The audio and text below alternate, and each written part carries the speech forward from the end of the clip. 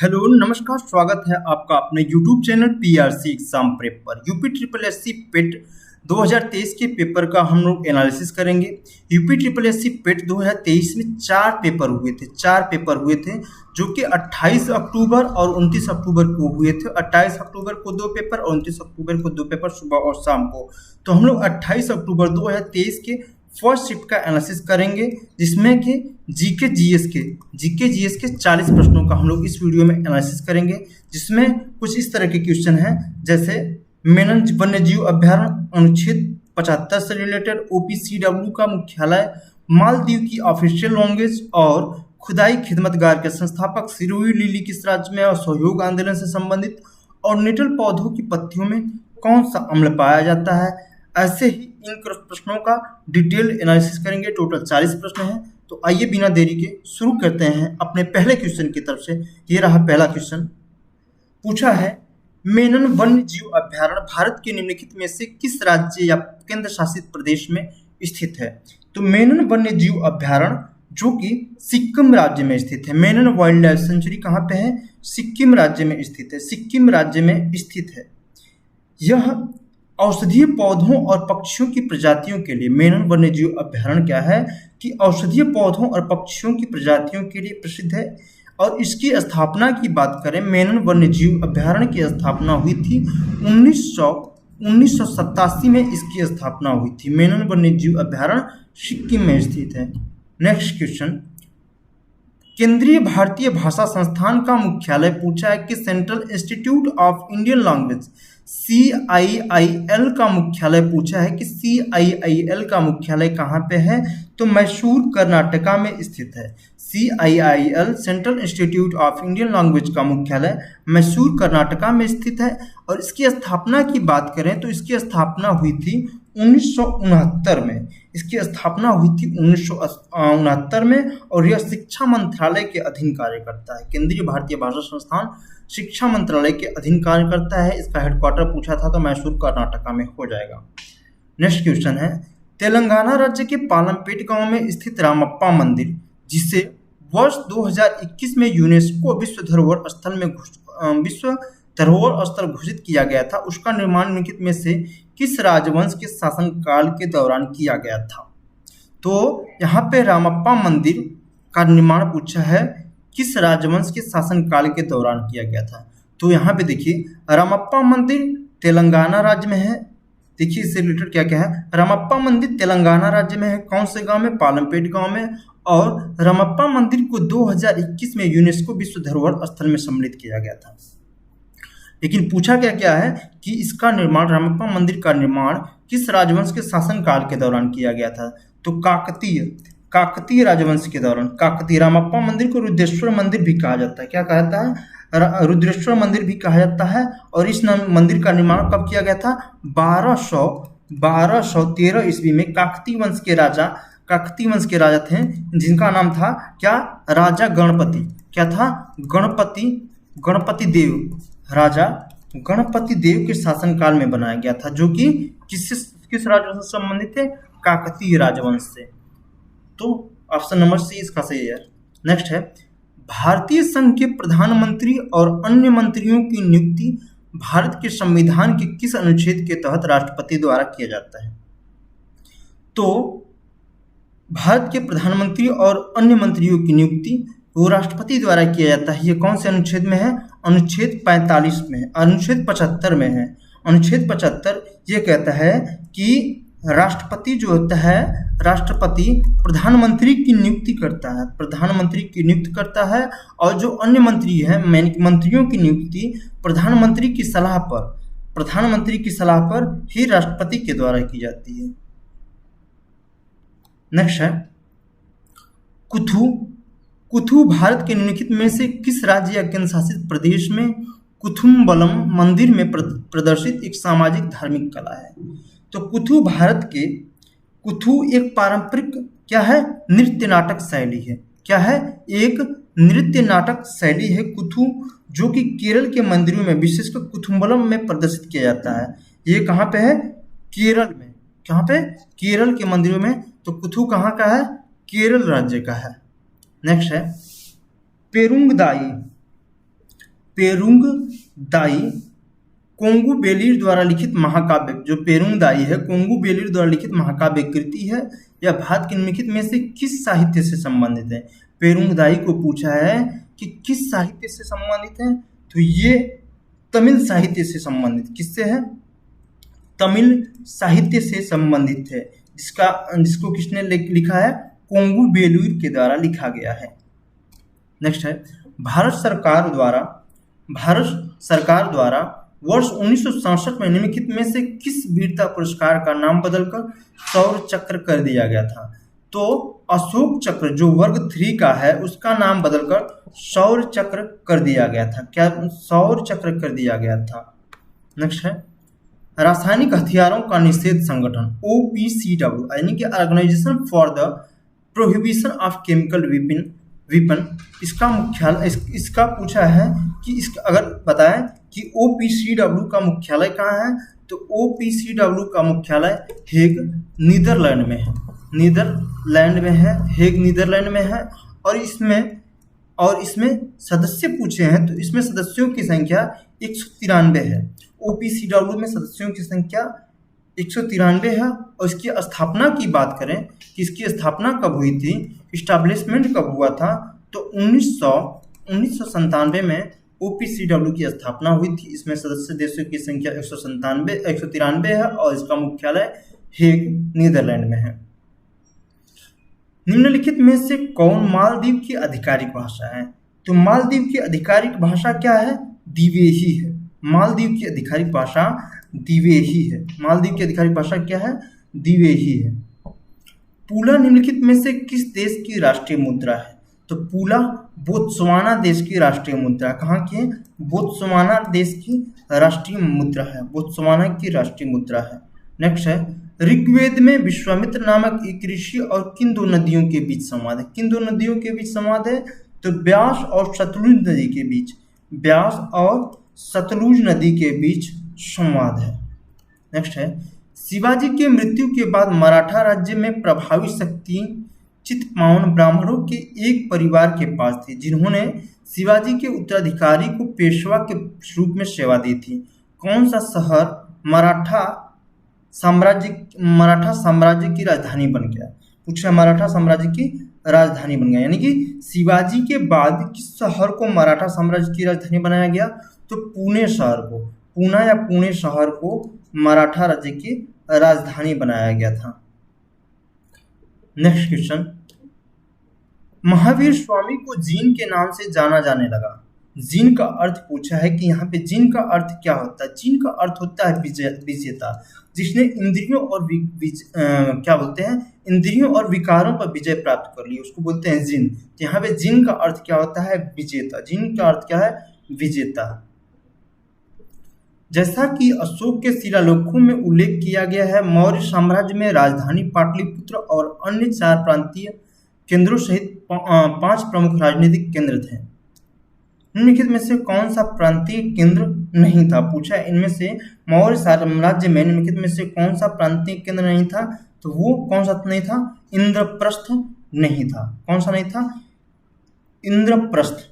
उज्जैनी, तक्षशिला और सुवर्णगिरी, उज्जैनी, तक्षशिला और सुवर्णगिरी ये थे, लेकिन क्या इंद्रप्रस्थ नहीं था। नेक्स्ट है, 1722 में किसकी सूबेदारी सवाई राजा जयसिंह को दी गई? तो 1722 में लखनऊ की सूबेदारी सवाई राजा जयसिंह को दी गई थी। नेक्स्ट है, निम्नलिखित में से किसने अपने सहयोगियों को यह महसूस करने के लिए प्रेरित किया था कि संविधान सभा ब्रिटिश निर्मित थी और ब्रिटिश योजनाओं पर काम कर रही थी, जैसा कि ब्रिटिश चाहते थे इस पर काम किया जाए? तो संविधान सभा ब्रिटिश द्वारा बनाई गई थी। किसने कहा था? सोमनाथ लाहिड़ी ने। किसने कहा था? सोमनाथ लाहिड़ी थे, जो कि भारतीय कम्युनिस्ट पार्टी के सदस्य थे।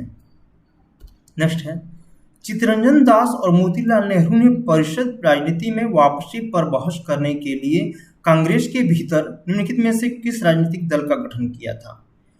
तो चित्तरंजन दास और मोतीलाल नेहरू ने कांग्रेस के भीतर कौन सी पार्टी बनाई थी? स्वराज पार्टी बनाई थी। कौन सी पार्टी बनाई थी? स्वराज पार्टी बनाई थी, जिसका उद्देश्य था, इस पार्टी का क्या उद्देश्य था कि काउंसिल की राजनीति में भाग लेकर ब्रिटिश नीतियों का क्या करना था? विरोध करना था। नेक्स्ट है सिरोय अर्थात कुमुदिनी लिली भारत के निम्नलिखित में से किस राज्य में पाई जाने वाली एकमात्र स्थलीय कुमुदिनी है? तो ये कहाँ की है? मणिपुर राज्य में। कहाँ की है? मणिपुर राज्य में। मणिपुर राज्य में यह एक स्थलीय और दुर्लभ प्रजाति है जो कि मणिपुर में पाई जाती है। और ये लिली कब खिलता है? मई जून के महीने में। कुमुदिनी जो होता है मई जून के महीने में खिलता है। नेक्स्ट है कांग्रेस का वह अधिवेशन कहाँ हुआ था जिसमें महात्मा गांधी ने अन्य नेताओं को खिलाफत के साथ साथ स्वराज के समर्थन में असहयोग आंदोलन शुरू करने की आवश्यकता के बारे में आश्वस्त किया था? तो कांग्रेस का अधिवेशन जहां पे गांधी जी ने असहयोग आंदोलन के पक्ष में सहमति ली थी वो कौन सा था? कलकत्ता अधिवेशन में। कलकत्ता अधिवेशन में। नेक्स्ट है निम्नलिखित में से कौन सा खुदाई खिदमतगार का संस्थापक था जिसे बादशाह खान के नाम से जाना जाता है? तो खुदाई खिदमतगार किसको बोलते हैं? खान अब्दुल गफ्फार खान को। खान अब्दुल गफ्फार खान को खुदाई खिदमतगार के नाम से जाना जाता है। खान अब्दुल गफ्फार खान, इन्हें सीमांत गांधी भी, खान अब्दुल गफ्फार खान को क्या बोलते हैं? सीमांत गांधी भी बोलते हैं। क्या बोलते हैं? सीमांत गांधी। क्या बोलते हैं? सीमांत गांधी भी बोलते हैं। नेक्स्ट है 1913 में हिंदुस्तान गदर पार्टी का मुख्यालय 1913 में गदर पार्टी का मुख्यालय कहाँ स्थित था? तो 1913 में हिंदुस्तान गदर पार्टी का मुख्यालय सैन फ्रांसिस्को में था। कहाँ पे था? San Francisco. 1913 में अमेरिका के सैन फ्रांसिस्को में गदर पार्टी की स्थापना हुई थी। इसका उद्देश्य था भारत को क्या करना था? ब्रिटिश शासन से स्वतंत्र करना था। भारत को ब्रिटिश शासन से स्वतंत्र करना था। नेक्स्ट है पुर्तगालियों द्वारा निर्मित बदेल चर्च भारत के निम्नलिखित में से किस राज्य या केंद्र शासित प्रदेश में स्थित है? तो बांदेल चर्च जो है पश्चिम बंगाल, बांदेल चर्च जो है, बदेल नहीं बांदेल होगा, बांदेल चर्च पश्चिम बंगाल में स्थित है। कहाँ पे है? पश्चिम बंगाल में स्थित है। कहाँ पे? पश्चिम बंगाल में स्थित है। उड़िया पठार भारत के निम्नलिखित में से किस राज्य में स्थित है? तो उड़िया पठार भारत के मध्य प्रदेश, कहाँ पे? मध्य प्रदेश राज्य में स्थित है। यह बिंद और सतपुड़ा पहाड़ियों के मध्य में पाया जाता है। नेक्स्ट है शीत ऋतु की शुरुआत में तमिलनाडु के तटीय क्षेत्रों में वर्षा का क्या कारण है? शीत ऋतु की शुरुआत में तमिलनाडु के तटीय क्षेत्रों में वर्षा का कारण क्या है? उत्तर पूर्वी मानसून। क्या है? उत्तरी पूर्वी monsoon. Option number B. Bharat के पूर्वी तट विशेषतः तमिलनाडु में अक्टूबर दिसंबर तक क्या होता है? उत्तरी पूर्वी मानसून के कारण यहाँ पे क्या होती है? वर्षा होती है। नेक्स्ट है राजस्थान के जालौर जिले में किस प्रकार का ग्रेनाइट पाया जाता है? तो राजस्थान के जालौर जिले में रोजी पिंक यानी गुलाबी ग्रेनाइट पाया जाता है। रोजी पिंक यानी गुलाबी ग्रेनाइट पाया जाता है राजस्थान के जालौर। नेक्स्ट है एक व्यक्ति जो संसद का सदस्य नहीं है उसे राष्ट्रपति द्वारा अधिकतम कितने महीनों के लिए मंत्री के रूप में नियुक्त किया जा सकता है? तो उसे 6 महीनों के लिए। कब तक के लिए? 6 महीनों के लिए। भारत के संविधान के अनुसार कोई भी व्यक्ति मंत्री बनाया गया है लेकिन संसद का सदस्य नहीं है, वह 6 महीने के भीतर संसद का सदस्य बनना चाहिए, अन्यथा उसे पद छोड़ना होगा। तो वो केवल 6 महीने, अगर वह संसद का सदस्य नहीं है तो उसे केवल 6 महीने के लिए ही मंत्री बनाया जा सकता है। नेक्स्ट है बीमा विनियामक एवं विकास प्राधिकरण का मुख्यालय पूछा है कि कहाँ पे है? तो बीमा विनियामक एवं विकास प्राधिकरण का मुख्यालय हैदराबाद में है। कहाँ पे है? हैदराबाद में है। इसकी स्थापना की बात करें IR insurance regulatory and development authority, इसका मुख्यालय कहाँ है? DAI का मुख्यालय हैदराबाद में है। और इसकी स्थापना की बात करें तो 1999 में इसकी स्थापना हुई थी। कहाँ पे? 1999 में। नेक्स्ट है, निम्नलिखित में से कौन सा डिपॉजिटरी संस्थान एक प्रकार का नहीं है? डिपॉजिटरी संस्थान नहीं है, नाबार्ड है। NABARD national bank for agriculture and rural development, इसकी स्थापना हुई थी कब? 1992 में। कृषि के क्षेत्र से संबंधित है। इसके बारे में बहुत पूछा था। इसकी स्थापना 1982 में हुई थी, 12 जुलाई 1982 को हुई थी। डिपॉजिटरी इंस्टीट्यूट वे होते हैं जो आम जनता से जमा स्वीकार करता है, लेकिन नाबार्ड क्या है? एक वित्तीय संस्थान है, न कि जमाकर्ता संस्थान है। नेक्स्ट है, भारतीय स्वतंत्रता अधिनियम 1947 के पारित होने के साथ भारत एक अधिराज्य बन गया और अधिराज्य विधानमंडल ने भारत सरकार अधिनियम 1935 की किस धारा के प्रावधानों के तहत 1947 से 1949 तक कानून बनाए गए? तो 1947 से 1949 तक भारत सरकार अधिनियम 1935 के किस धारा के अंतर्गत कानून बने थे? धारा 101 के तहत। कौन से? धारा 101 के तहत। नेक्स्ट है, गन्ने के उचित एवं लाभकारी मूल्य को कौन मंजूरी देता है? तो गन्ने के उचित एवं लाभकारी मूल्य को मंजूरी कौन देता है? आर्थिक मामलों की कैबिनेट समिति। कौन देता है? आर्थिक मामलों के कैबिनेट समिति इसकी मंजूरी देते हैं। नेक्स्ट है, निम्नलिखित में से कौन सा एक भारतीय श्रम कानून और सामाजिक सुरक्षा उपाय है जिसका उद्देश्य काम करने का अधिकार, राइट टू वर्क की गारंटी देना है? राइट टू वर्क की गारंटी कौन देता है? MNREGA, Mahatma Gandhi national rural employment guarantee act, MNREGA. Option number D सही है, मनरेगा। मनरेगा 2005 में बना था। मनरेगा 2005 में ग्रामीण परिवारों को हर वर्ष 100 दिन का रोजगार देने का वादा करता है। नेक्स्ट है, स्वर्ण क्रांति भारत में निम्नलिखित में से किस कृषि क्षेत्र में विकास के लिए जिम्मेदार है? तो स्वर्ण क्रांति बागवानी अर्थात हॉर्टिकल्चर से संबंधित है। स्वर्ण क्रांति जिसमें भारत में फलों फूलों मधुमक्खी और बागवानी के विकास से जुड़ी थी।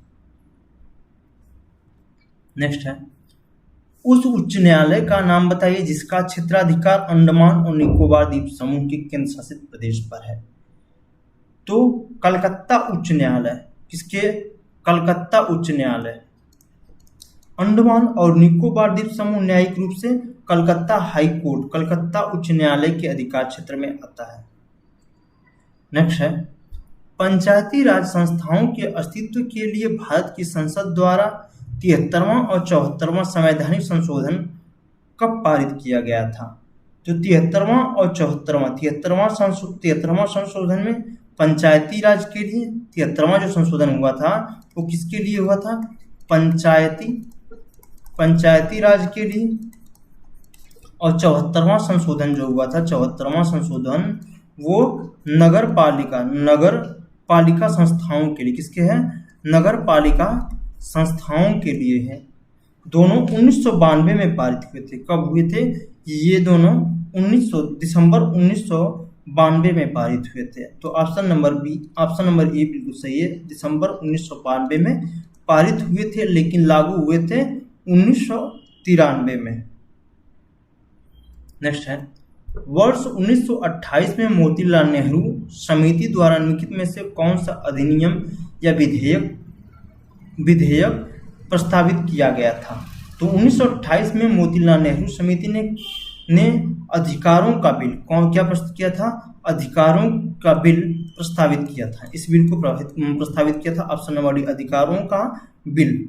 नेक्स्ट है, निम्नलिखित में से कौन सा आंतरिक सौरमंडल में स्थित एकमात्र बौनाग्रह है? आंतरिक सौरमंडल में स्थित एकमात्र बौनाग्रह कौन सा है? सेरस है। कौन है? सेरस है। नेक्स्ट है, स्वर यंत्र जिसे लैरिंग्स बोलते हैं के संबंध में निम्नलिखित में से कौन सा पूछा है सही है? तो यह श्वास नली के आक्रमण करने वाले रोगजनकों को रोकता है। इसमें स्वररज्जु होते हैं यानी वोकल कॉर्ड्स होते हैं। उपास्थि से बना एक अंग है और ग्रसनी को श्वास नली से जोड़ता है। यह एक हड्डीदार बक्सा है नहीं। तो इसमें कौन सही है? इसमें स्वर रज्जु होते हैं यानी वोकल कॉर्ड्स होते हैं, ये सही है। जिसमें क्या होते हैं वो इसमें स्वर रज्जु होते हैं, ऑप्शन नंबर बी सही है, इसमें स्वर रज्जु होते हैं। नेक्स्ट है मिल्क ऑफ मैग्नीशिया किस प्रकार का कोलाइडल है? तो मिल्क ऑफ मैग्नीशिया किस प्रकार का है? सॉल है। मिल्क ऑफ मैग्नीशिया एक सॉल कोलाइडल है जिसमें ठोस कण एक तरल में फैले होते हैं। क्या होता है? एक ठोस कण जो होता है तरल में फैला होता है। मिल्क ऑफ मैग्नीशिया की बात करें तो मिल्क ऑफ मैग्नीशिया मुख्य घटक क्या है? MgOH का ट्वाइस है। नेक्स्ट है निम्नलिखित में से कौन सा कार्बनिक यौगिक मानव शरीर में प्रोटोप्लाज्म को जमा देता है? कौन सा कार्बनिक यौगिक है जो मानव शरीर में प्रोटोप्लाज्म को जमा जाता है? तो वो क्या है? मेथेनॉल है। मेथेनॉल एक फॉर्मल्डिहाइड है। क्या है? मेथेनॉल। ये यौगिक है जो मानव शरीर में क्या करता है? प्रोटोप्लाज्म को जमा देता है। नेक्स्ट है बिछुआ अर्थात नेटल की पत्तियों के चुभने वाले बालों में निम्नलिखित में से कौन सा अम्ल पाया जाता है? तो ये कौन सा पाया जाता है? मिथेनोइक अम्ल पाया जाता है। और मिथेनोइक नहीं, फॉर्मिक अम्ल पाया जाता है। क्या पाया जाता है? फॉर्मिक अम्ल। बिछुआ पौधे की पत्तियों पर छोटे बाल होते हैं जिसमें मिथेनोइक अम्ल, जिसको क्या बोलते हैं? मिथेनोइक अम्ल, जिसको क्या बोलते हैं? फॉर्मिक अम्ल। हाँ यही सही है, मिथेनोइक अम्ल यानी कि फॉर्मिक एसिड, जिसको क्या बोलते हैं? फॉर्मिक एसिड वो बोलते हैं, ये पाया जाता है। तो ऑप्शन नंबर बी सही है। तो ये रहे टोटल 40 प्रश्न दोस्तों। तब तक के लिए बाय बाय, मिलते हैं नेक्स्ट वीडियो में।